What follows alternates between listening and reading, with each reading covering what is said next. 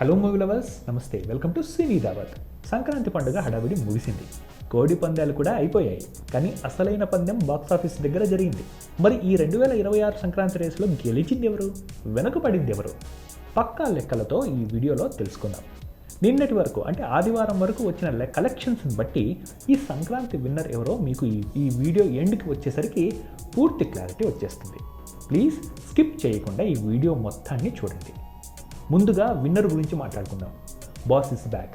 Yes, మన boss is back అనిపించుకున్నారు megastar Chiranjeevi garu. Mana Shankar Varaprasad garu అనే సినిమా జనవరి 12న రిలీజ్ అయ్యి ఫ్యామిలీ ఆడియన్స్ని థియేటర్లకి క్యూ కట్టేలా చేసింది.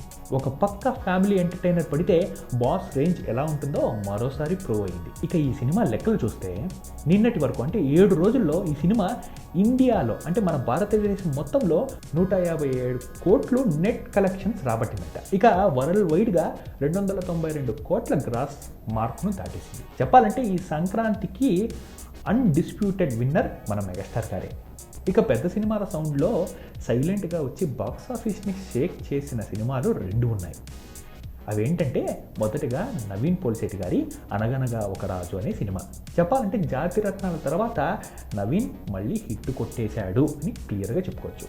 జనవరి 14న వచ్చిన ఈ సినిమా యూత్ని పిచ్చెక్కిచ్చేసింది. కేవలం 4 రోజుల్లో 82 కోట్ల నెట్ కలెక్షన్స్ వచ్చాయి ఈ సినిమాకి.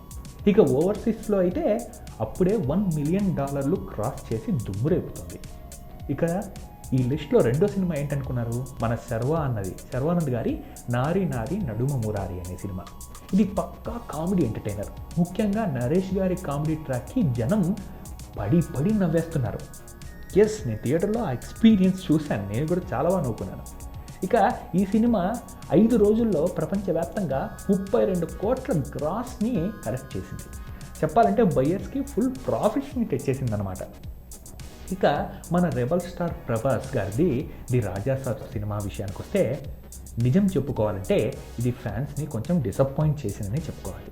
ఓపెనింగ్స్ అదిరిపోయాయి, ఫస్ట్ డే రికార్డ్స్ కూడా వచ్చాయి. కానీ కాంటెంట్ వీక్గా ఉండటంతో లాంగ్ రన్లో దెబ్బతినింది. 10 రోజుల్లో సుమారు 200 కోట్లు మాత్రమే కలెక్ట్ చేయగలిగింది.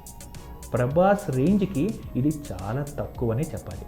నిన్న ఆదివారం కూడా కలెక్షన్స్ బాగా డ్రాప్ అయ్యాయి. ఇక రవితేజ గారి భర్త మహాశయులకు విజ్ఞప్తి బాక్సాఫీస్ దగ్గర నిలబడలేకపోయింది. 6 రోజుల్లో కేవలం 12 కోట్లు మాత్రమే వచ్చింది ఈ సినిమాకి. సో ఫ్రెండ్స్, ఇది ఫైనల్ రిపోర్ట్. మెగాస్టార్ గారి మాస్ జాతర, నవీన్ శర్వానంద్ల కామెడీ విందు, ఇవే ఈ సంక్రాంతికి హైలైట్స్.